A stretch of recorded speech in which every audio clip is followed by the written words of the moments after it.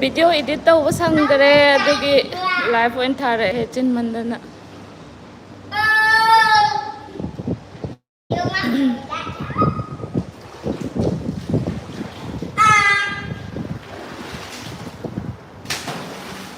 swim tꯧꯔꯣ swim tꯧꯔꯣ swim tꯧꯔꯣ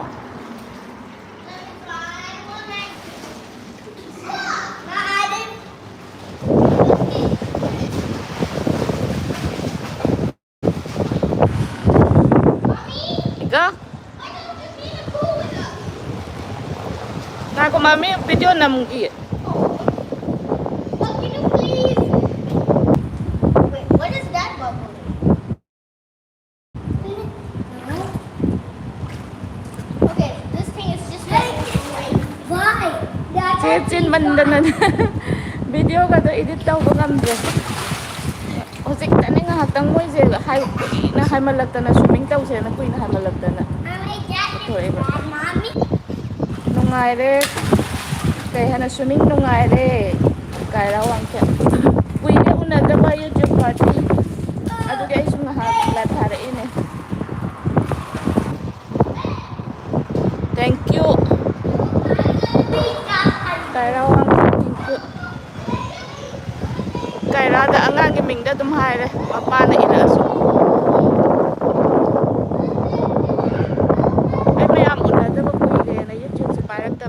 phone je pai bo ek sang da adugi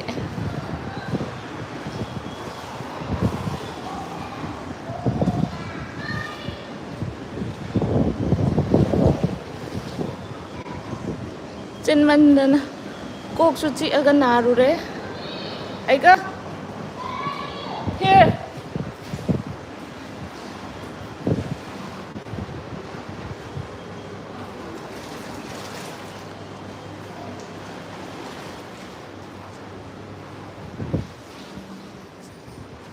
some doing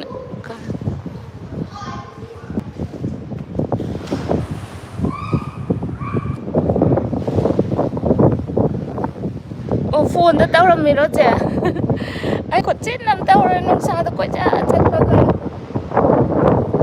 legi phone se memory than ba ga camera su memory than gre edit tau bu ding am da ni na sum number di lepte chatli khuding dum number aduga hapchan bau sangdre ba ante laptop ta hapchan gen tau ba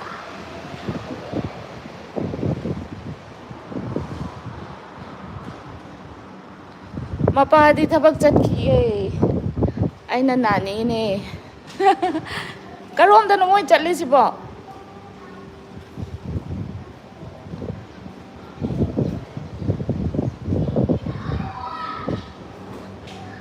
mai ne mai kai yau ga ni sibo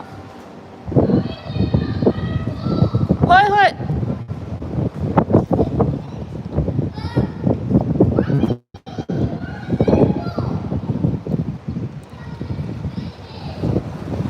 dorak drop ne phajaba video do che phajaba video do tha dorak drop ne horen dai edit haura are pitu ka ta hoijo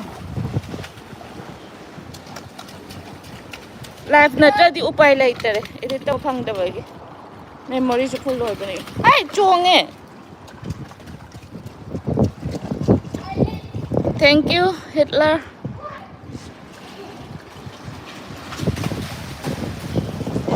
ising damai ne kaira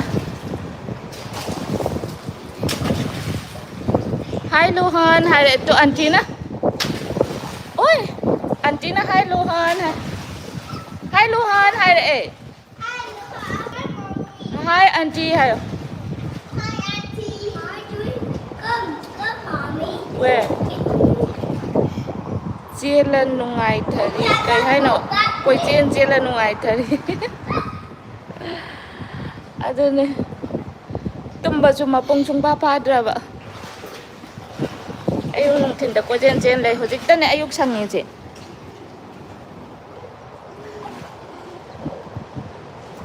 na hande ne ayuk chu ko chen ba nung sa da ko chen ba adugi hok sa ba nongdang sina kok se met la lei ba hey don't hold me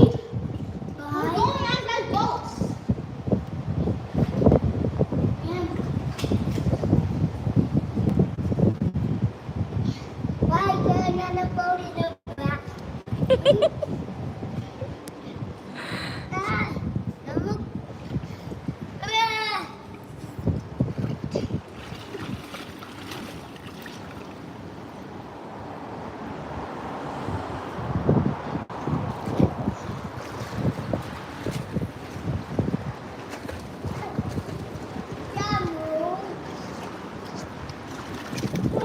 Dirty pa wait.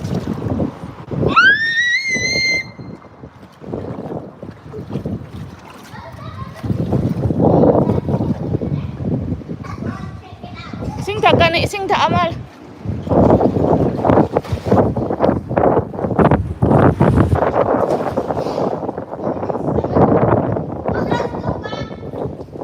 Aduna che nungdang se potha phangde ba kok chikpagi. Chikmandal na. I want all your feet. No!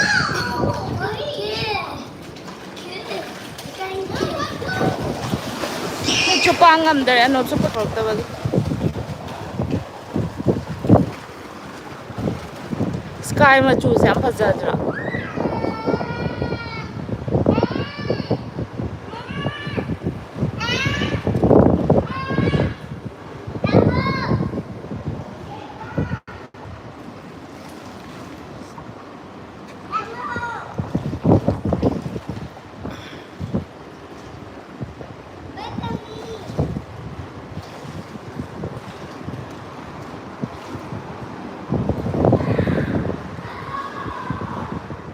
Ay ting lai zira khangde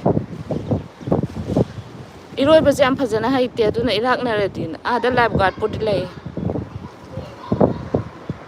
sije khar lui ye ba sije long je khra pollution le nahan ising na saba ting ba dai di khar phai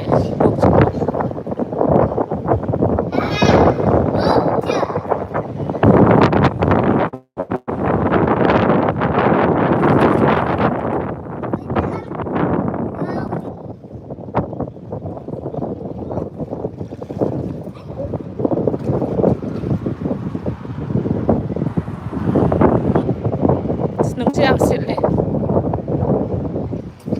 kaya no makok day yang haudre haudang ay eh oh apartment kaya no hotel apartment ita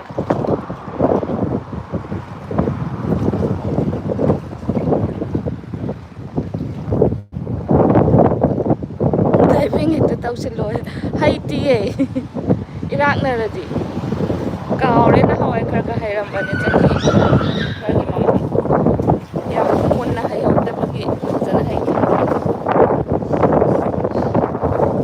sẽ sky mà chủ sẽ em phải dễ gì cơ mà kamay tông na rin cái mayang quy về YouTube để làm tập mayang cái video shoot ai yeng bi ye ne machit habde chatna degi taba su yawe aduga comment pirakpadi ngamde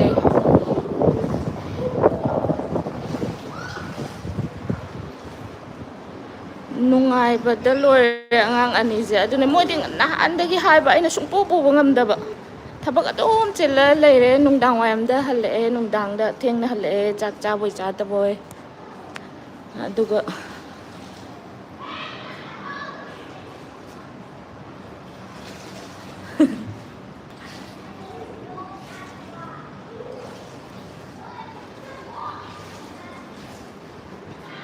sẽ cần bị nabo mi budi lay live ga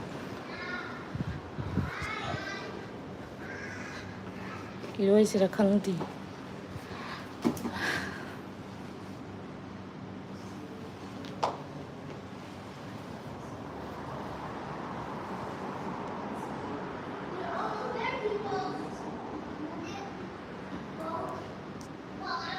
ani jimana tu lay faida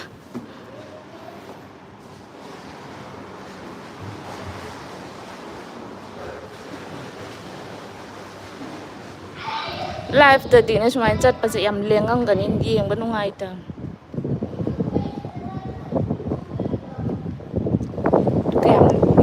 ko ay kumaga.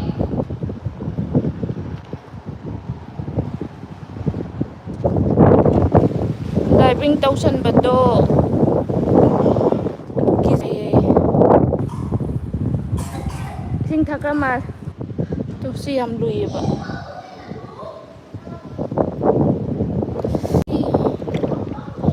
kizay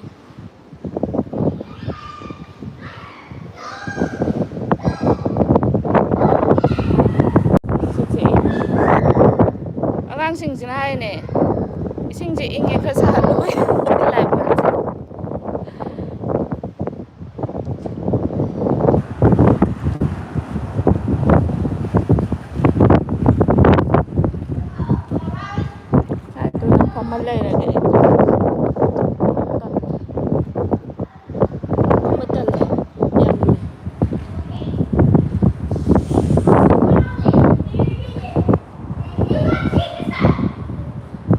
dressing set makaya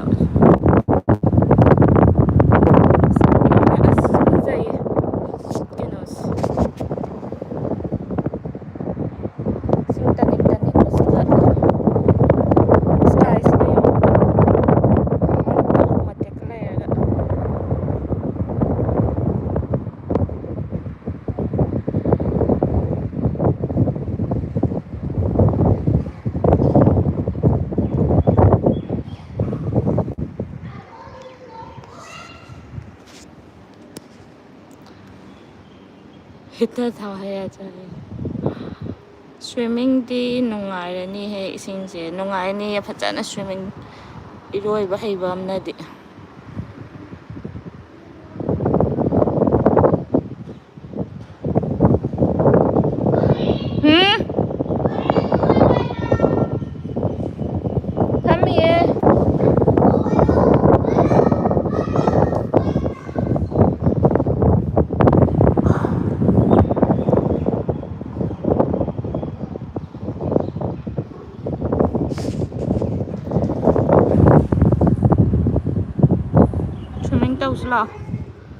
la kana no tambiro la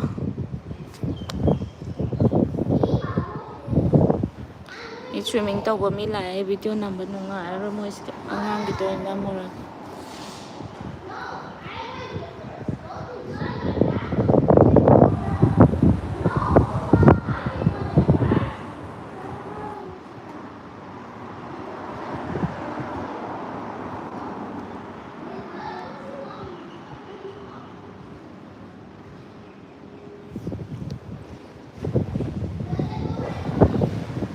amadi laina yaumi halakpai wati suti nakan amadi laina yauni halakpai wati suti kai gya haitabra samte lisiti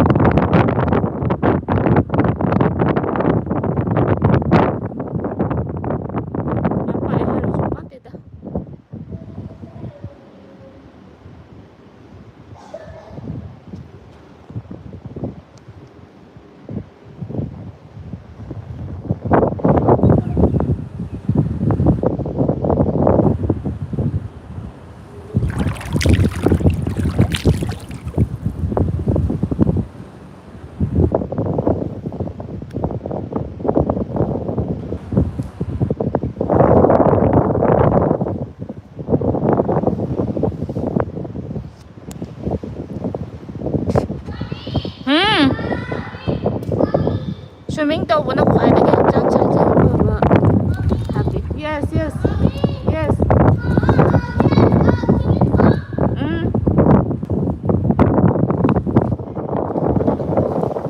swimming sina khwaidagi hachang phaba kanon tumbi swimming taw khai dukan cha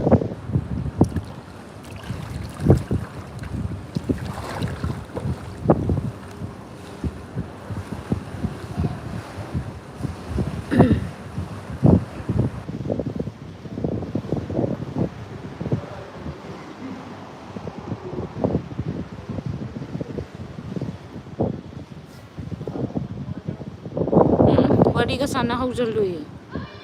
Ano bas?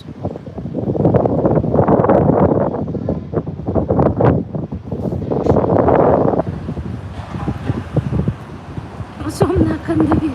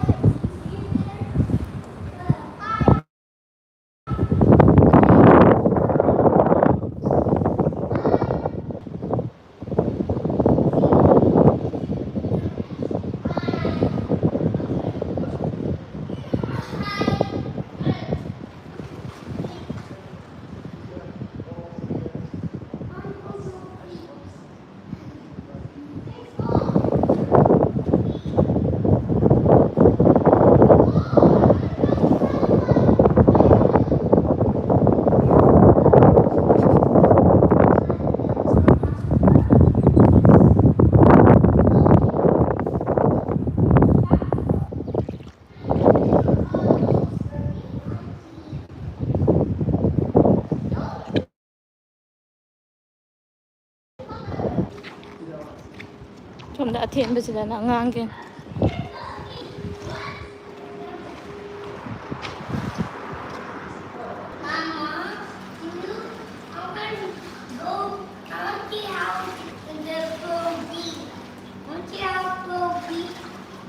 Athubida.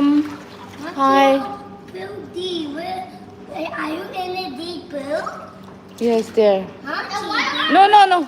Asa yam lui, yam deep oil. Deep pool. No. Sila ngang kini sila ta. Because look, here, look, these two are, at least it's way more big than the other here.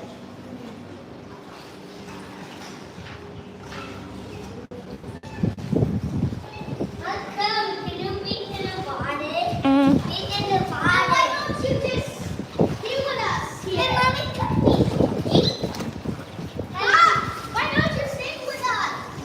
Mommy video na message like this.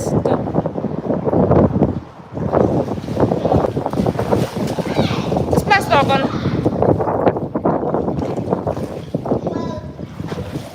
Dog no, doom. Oi. Don't do. 이러이러 되나? 솜내기 솜대 잘로. 그냥 마인 đâu bị được. Sáng đâu bị được đâu.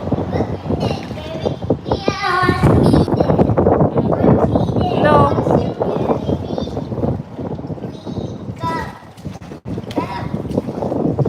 Đâu cần đâu. Mami chỗ lên là rồi. Ê, cô sẽ là cần ít tần.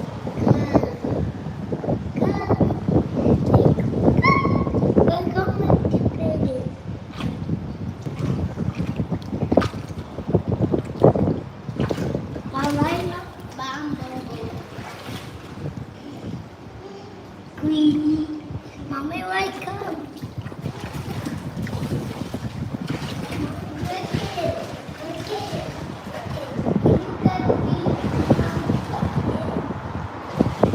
No. But you would want to drown and die. Oh yeah. No, I'm not gonna die. Can I like Second, 이러고 저. Do like this. Hey, Luha. Manung da chang oh. Ising manung da.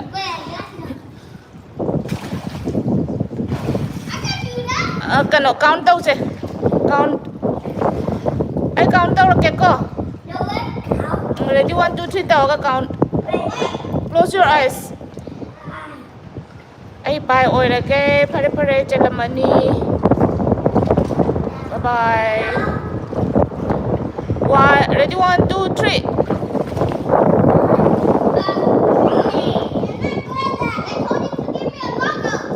Porak 3. Close your eyes.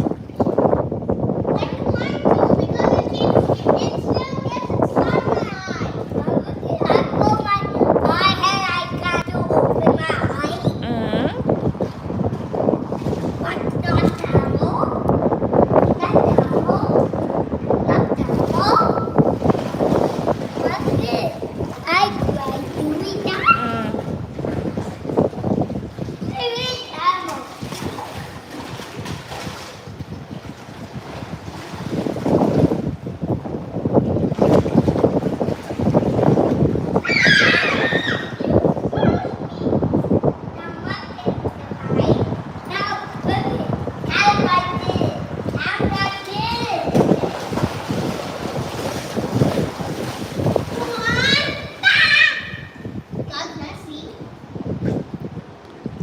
어디? 루한 어디까지 가게? 루한.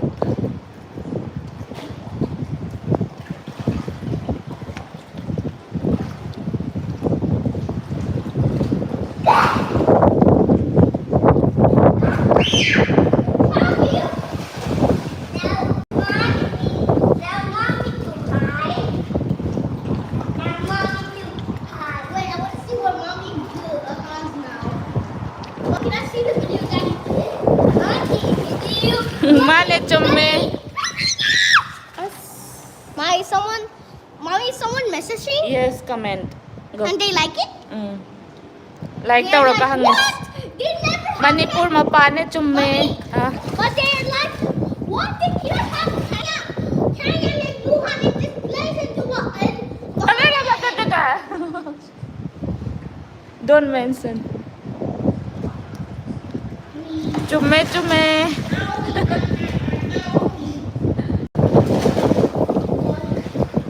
Ani po mapando ni Hitler. Goodbye, Harry. Phuกันเนาะ I said stop splashing too. Hey, water's falling. I saw. I love that. Okay, no one's here now.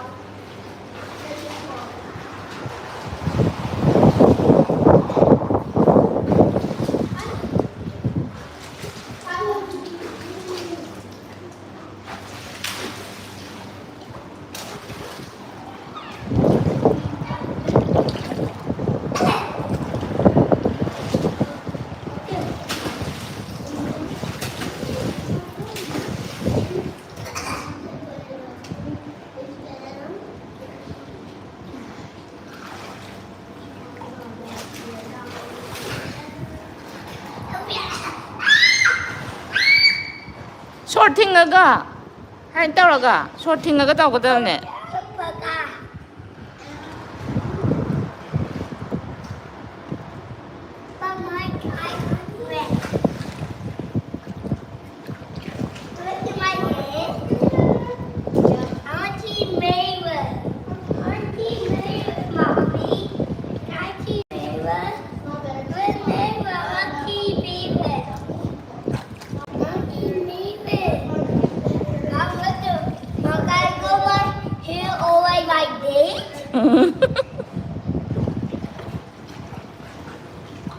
Ubani na tumba style ko.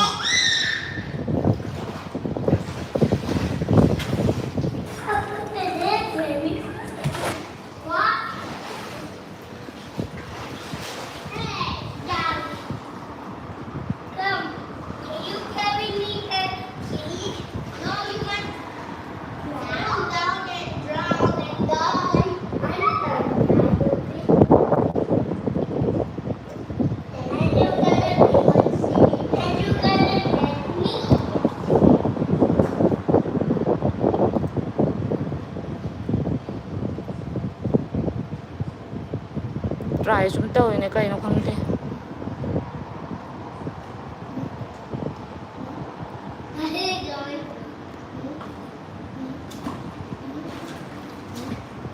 Green is second no ju yaoi.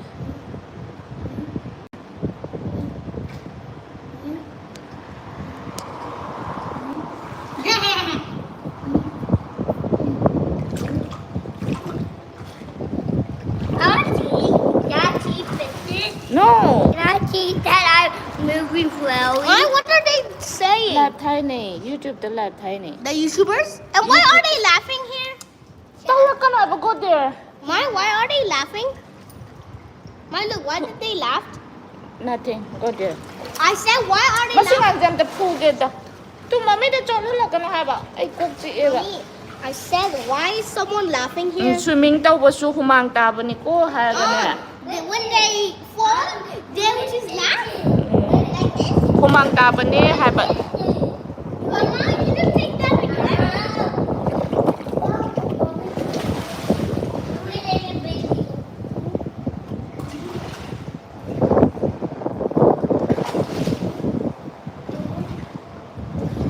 Sibo kay taw ya ba no kang the light off. light on. Sina kaino. Mommy, why don't you take a video?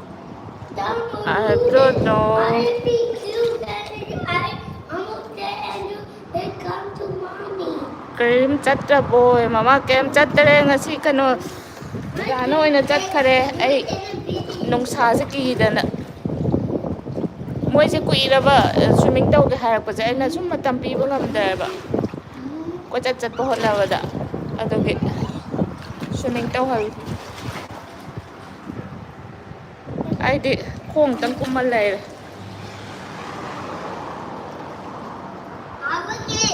I am baby dog, a baby dog.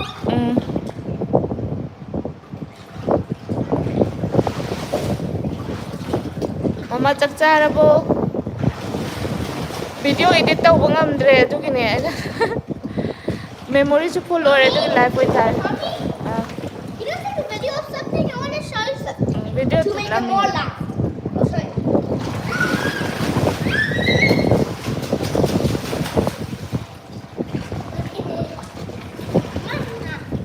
Tau gan chalo chat swimming taw cha.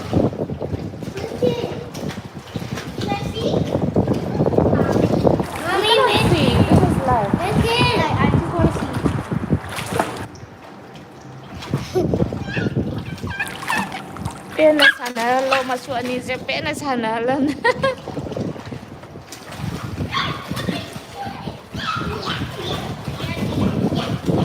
Moi da diwa ba se laite. Ngai moi angang oi jani.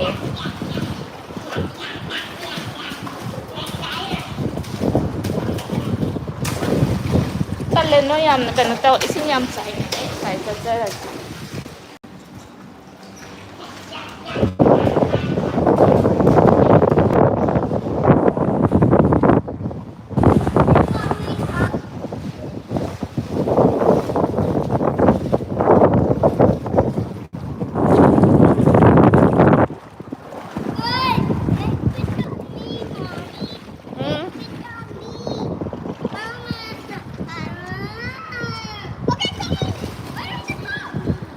Moi di cha ke ha ja na te cha ka thong te halaga room changa ga thong Wait for me. Wait for me.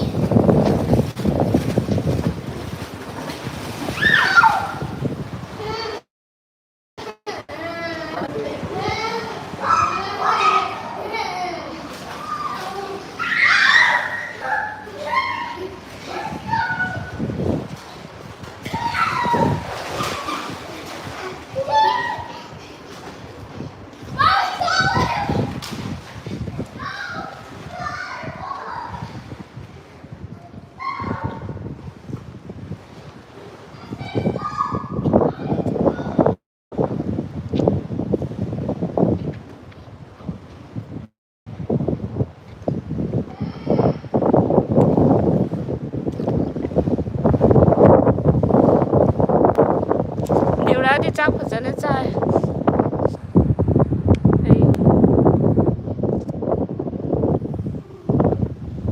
Cái yêu cái này tụi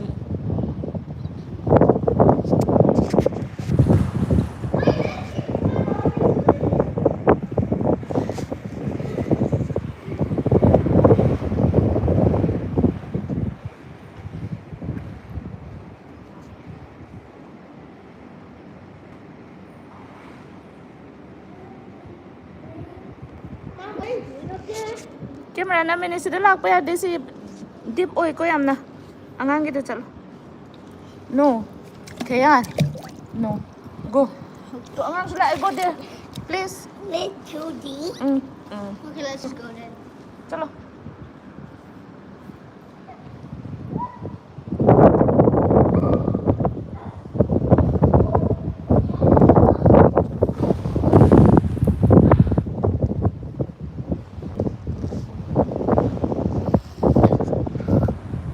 Hi Michael.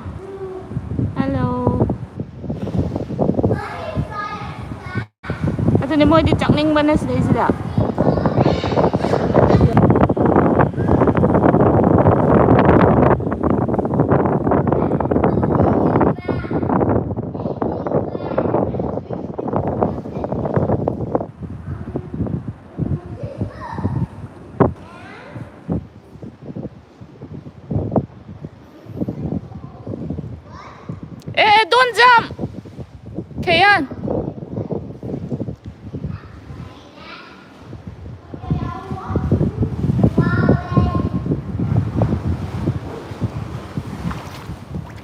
Luhan, jump tawba yade.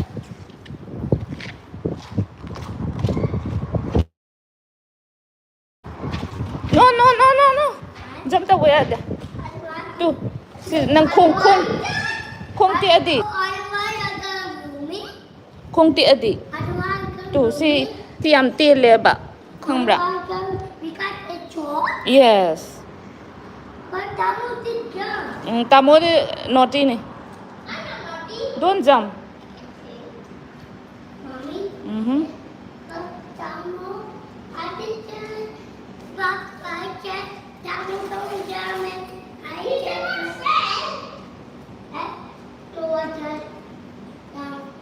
You said red is white? Yes. That doesn't make me here.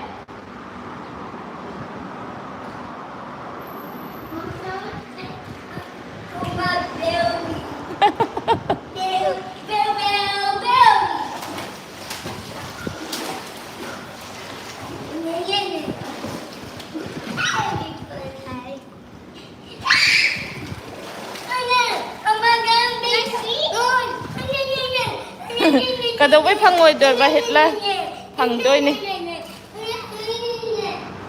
Yeng budi yeng video ado chat pa su pang ni. Now so nice.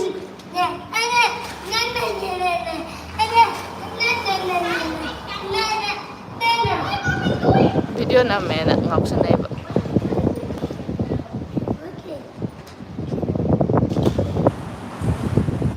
Mommy, make sure to not let your phone fall down, okay? Thank you. Make sure no phone fall down, okay? Taro. I make it go away. No, mommy, let's go. I want to go here. The most pleasant before we got yes. No, Mama. Kay Samria, hi.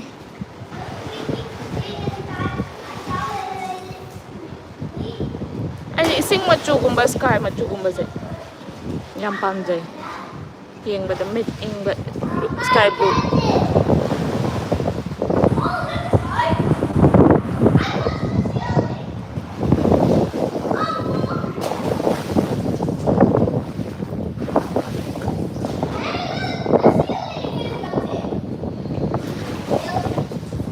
Jam tawba yade.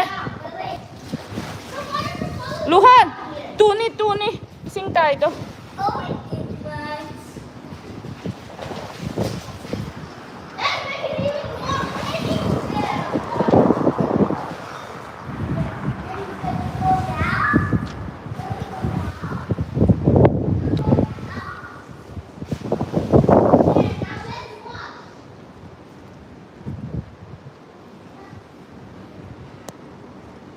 Today ka sunglam ni nga ate yung